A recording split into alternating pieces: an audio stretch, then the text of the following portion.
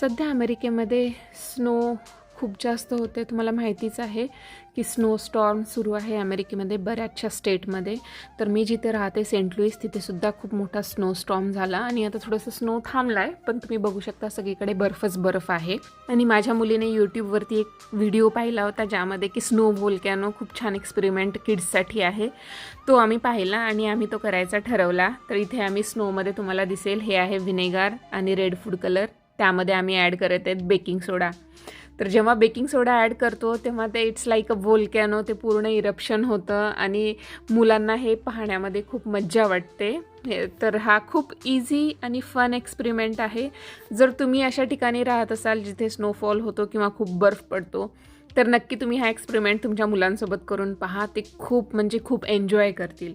तर तुम्ही विंटरमध्ये किंवा जेव्हा स्नो असतो तेव्हा तुम्ही कुठल्या ॲक्टिव्हिटी करता ते कमेंट करून सांगायला विसरू नका. भेटू पुढच्या व्हिडिओत.